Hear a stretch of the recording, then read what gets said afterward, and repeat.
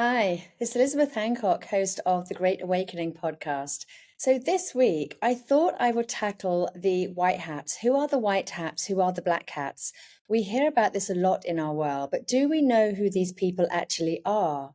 Well, in fact, I don't think anyone knows exactly who they are, but from my research, I've come up with a few areas, and I think that they have on planet, off planet. And when I talk about off planet, I'm also including under the earth, inside the oceans, and also moving into different dimensions, because as I'm always talking about in my podcast, I do think that this earth exists on multiple dimensions. I think that there are many, many different frequencies existing on this planet, and we get to essentially live in whichever frequency our own vibration is. And from my own research, I can see that there are people living in the mountains who are possibly living up to 35D, 35 density dimension, simply because they literally spend their entire days meditating, connecting, raising their vibration, and essentially living, I suppose, like the Essenes did with their fasting, their very spiritual practices. And so I think that Earth exists on many different levels, not just the 3D level that we can see. And there are possibly people living all over the place. We can see this with the Sasquatch as well, who is well documented by many, many different researchers who talk about the Sasquatch living in another dimension. They cross into our dimension every so often, and so that's how we get to see them. They are also a telepathic species as well. And of course, we have people living under the ocean. And when I say people, I mean possibly people and beings, different beings, other non-human beings as well. So this is what I'm referring to when I'm talking about off planet, and of course also space. But as I'm always saying, I don't think space is what we think it is. I don't think that what we see up above us is actually space. I think that's more of a cosmic construct. And the reason I think that is because when we think about astrology and the zodiac incarnating here at certain set times, and when we come in, the planets are doing certain things at that time. I think this is part of the planetary construct that we often refer to as the matrix. As I talk about in my second book, I don't think that this was created as a bad thing. I think that possibly something hijacked it at some point in the past. But I also feel that we are moving out of this time period now as well, and we're moving back into a much better period, time on Earth. And I believe that the white hats are helping with that.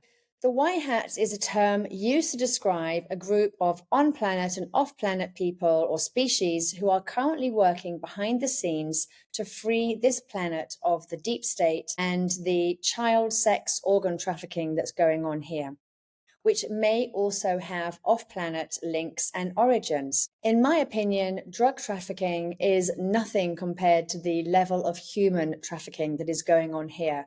The on planet groups are said to be the positive factions of the three-letter agencies, the Navy, the non-corrupt world leaders, and the benevolent secret societies. I refer to the 22 secret societies in my latest book, but I suspect there are hundreds of them. And even though they may have disagreed in the past, at least 12 of them have now joined together to form the White Dragon Society, who are now united in trying to stamp out the deep state. Another group is made up of the US military, the positive factions of the US military, and the descendants of Admiral Byrd. So you may remember the story of Admiral Byrd, that he flew over the Antarctic and he was pulled down into some sort of inner earth cavern, and he met with very tall, long blonde haired beings who didn't eat but drank a very, very delicious and nourishing drink. They connected with him telepathically, and they told him that we need to stop using nuclear weapons, that we need to become more peaceful,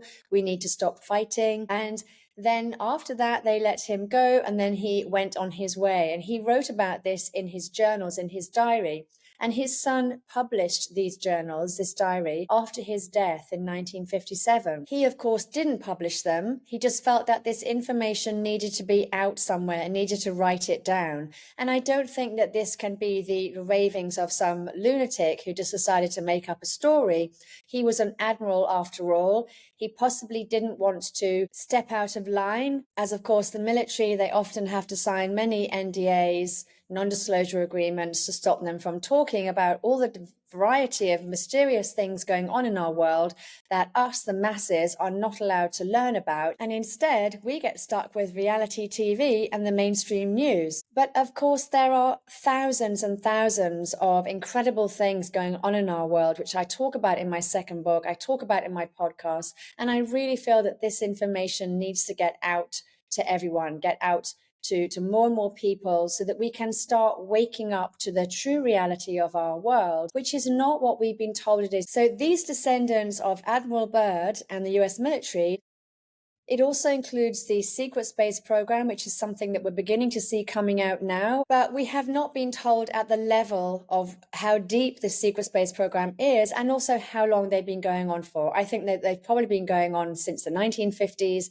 since we started working with people who say that they are off-planet people, that they come from Venus, from other star systems, from our solar system, but in different dimensions. And these descendants of Admiral Byrd, the US military, they have apparently already colonized nearby solar systems. And they have apparently also come back here to help, and to help rid this planet of the current evil that exists on it. And another group are the Dragon family.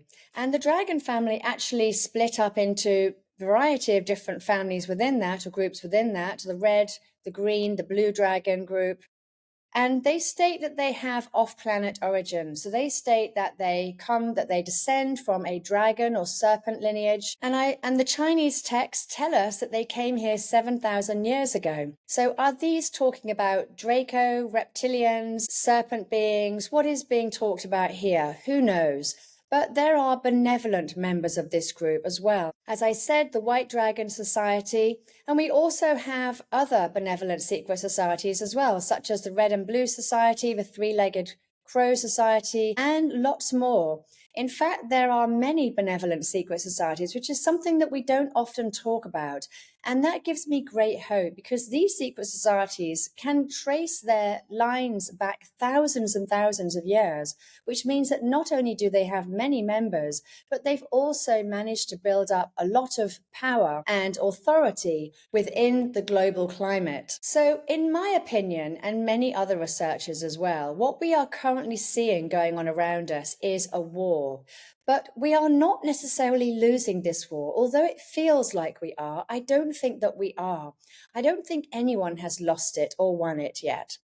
But I don't think that we have lost it. And I certainly can see that the White Hats is a growing area.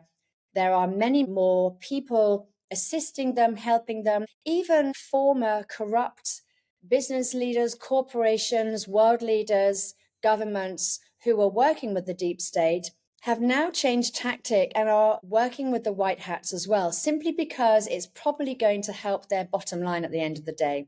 The deep state is taking away more and more of our freedom every single day. None of us want to move into this massive control system which the World Economic Forum has got lined up for everyone. And so I believe that every day more and more people are assisting what we call the White Hats, on planet, off planet, societies, associations, people, in order to help stamp out the deep state. Now, the off-planet White Hats are linked to many councils and federations that exist in the universe, and they include thousands of different species, as well as humanoids living in other star systems and galaxies too.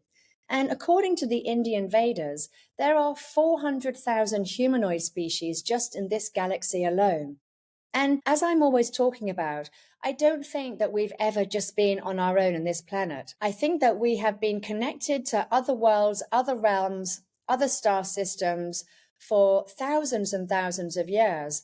And what is going on now is a very small, tightly controlled box, if you like. One of the major players of the off-planet white hats is the Galactic Federation, and they have not only been visiting us since the 1940s or 50s, probably much longer in fact, but have also been working with the on-planet white hats behind the scenes as well. At the same time, the deep state, who are the negative factions of the three-letter agencies, and the Illuminati families, and of course the corrupt corporations and world leaders and governments, have apparently been working with other more aggressive species since the 1930s or 40s. In particular, they were said to have assisted the Germans during the war and helped them to actually win the war.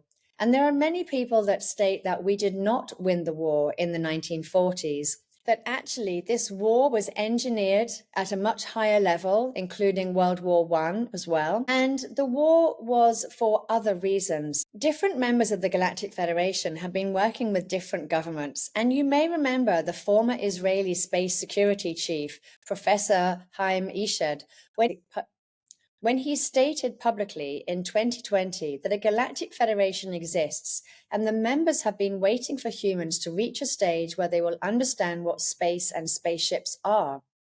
I find this quote interesting because it seems to infer that space is possibly not what we see above us in the night sky. Trump is also said to be working with the White Hats, as is Elon Musk, and even Amazon's Jeff Bezos.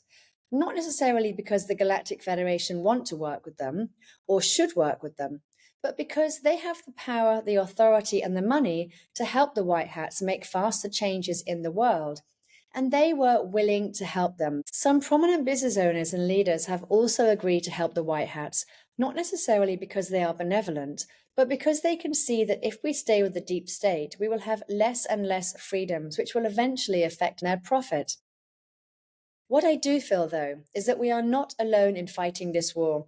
And it's not just the White Hats. It's also the thousands of members of the benevolent secret societies, and maybe even what we call starseeds, who have incarnated now to help. And maybe you're asking yourself, how can I help with this? I think what we can do is focus more on staying in the heart and trying to develop more empathy and compassion as a species, because I do think that regardless of what is happening in our world, if we all focus on raising our own vibration, this will have an effect on our collective. And as we are raising our own vibration, we are beginning to connect with higher consciousness. And connecting with higher consciousness can only be a good thing. It is helping us to raise our own vibration, raise our vibration above the negativity of our world, above the negativity of the parasites, and essentially moving us out of their frequency range. Although they will still exist, they will not be existing at the same frequency as us anymore. And I suspect that this is how the different dimensions work on our planet. Maybe even the original Inca, who are said to have just vanished and just left their cities standing. Some have been killed off by the parasites, but maybe there are also more of them hiding away in other frequencies on our planet as well. Because I see planet Earth as more of a dandelion, if you like. You blow them and all the seeds just fall apart. So these are just the thousands of different dimensions, all at different frequencies, that we can connect to through portals, through our own being, and through sound, which we can see it is sound that is possibly making up this entire multiverse itself. We have been so traumatized over the past few hundreds or even thousands of years that we need to take time now to heal our soul and repair our DNA, because they are intertwined and one connects with the other, one interacts with the other. When we heal our soul, our DNA changes. And we also have the earth energies that are helping us at this time as well, which I'll talk about in another podcast. Okay, so thanks for listening as always, and I'll catch up with you next week. All right, take care. Bye.